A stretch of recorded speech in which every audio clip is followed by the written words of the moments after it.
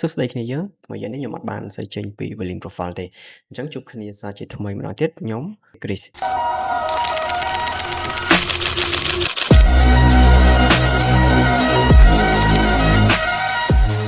ថ្ងៃនេះនិយាយពី volume profile តាក់ទងទៅនឹង low volume node low volume node នេះ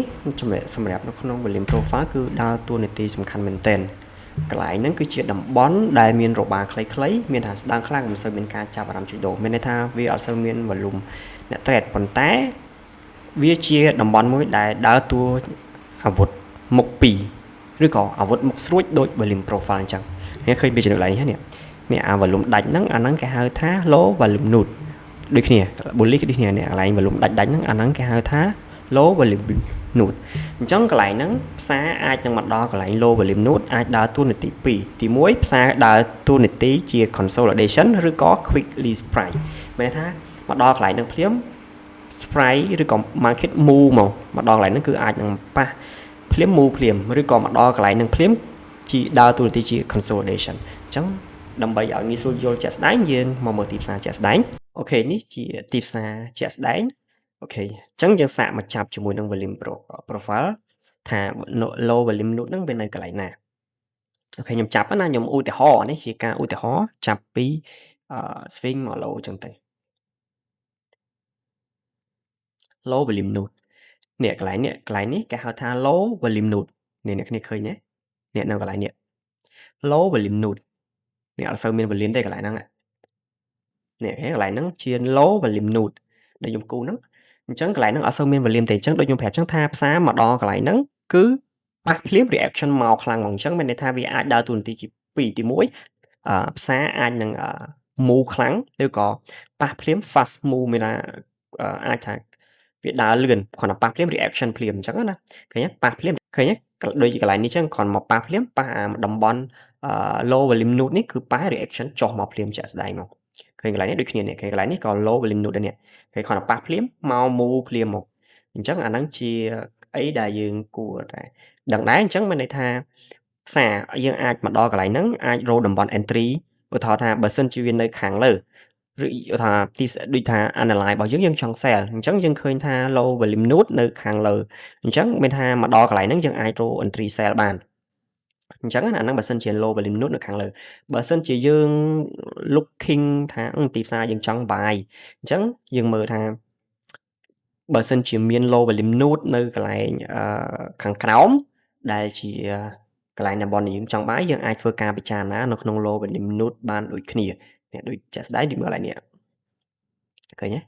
ឃើញគ្រាន់តែប៉ះភ្លាម market ប៉ះភ្លាមមកភ្លាមឡើងភ្លាមអញ្ចឹងកន្លែងហ្នឹងក៏យើងអាចធ្វើការ consider ក្នុងការ buy បានដូចគ្នាតាក់ទងទៅនឹង low volume node អញ្ចឹងខ្ញុំនឹងព្យាយាមរកថាកន្លែងណាដែល market ធ្វើការ consolidation គ្រាន់មកប៉ះ low volume node អញ្ចឹងណាខ្ញុំព្យាយាមរកឲ្យអ្នកគ្នាងាយស្រួលយល់នេះដូចគ្នាកន្លែងនេះបើយើងមើលនៅកន្លែងនេះឃើញប៉ះ low volume node អត់តន់ទៅណាទេនៅ consolidation ឡើយហ្នឹងយើងមើលទៅ5នាទី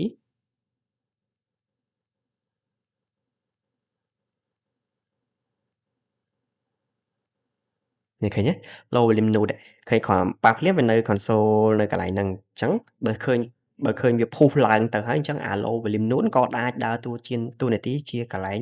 throw spray ក៏បានទប់ spray ក៏បានឬរុញ spray ក៏បានដូចគ្នាភាព entry ឧទាហរណ៍ណាថាអ្នកគ្នាធ្វើការ buy ឬក៏ sell អីចឹងទៅអញ្ចឹងកន្លែងហ្នឹងក៏ជាចំណុចមួយដែលយើងអាចធ្វើការ take profit បានដូចគ្នាអញ្ចឹងឧទាហរណ៍ថាខ្ញុំក៏លេចទៅមើល chart មុនហ្នឹងខ្ញុំរកកន្លែងណាដែលអ្នកនរងាយស្រួលយល់ឧទាហរណ៍ថាកន្លែងនេះឃើញ low volume node នៅខាងលើនេះអញ្ចឹងខ្ញុំអាចធ្វើការ entry នៅកន្លែងហ្នឹងបានពីលើ low volume node តិចទៅឃើញទេអញ្ចឹងខ្ញុំអាចយក PR ឬក៏យកមកពេលវាមកដល់ប៉ះ point of control គឺខ្ញុំអាច TP អញ្ចឹងខ្ញុំអាចយកនៅប៉ះ volume area high volume area low ជាការកំណត់ TP របស់ខ្ញុំក៏បានដែរបើសិនជាខ្ញុំចូលនៅ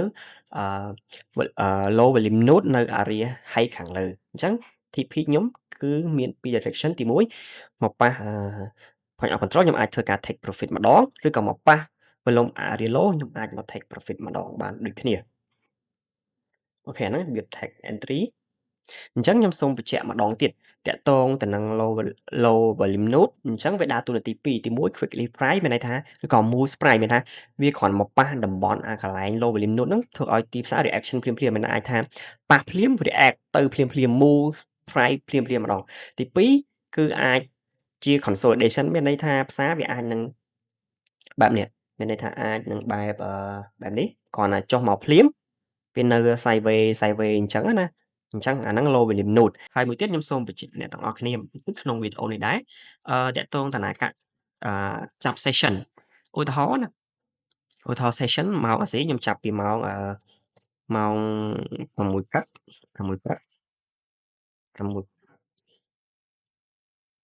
នេះ6ព្រឹកកន្លែងនេះអញ្ចឹងខ្ញុំចាប់ឧទាហរណ៍ណា6ព្រឹកអញ្ចឹងខ្ញុំ open ពី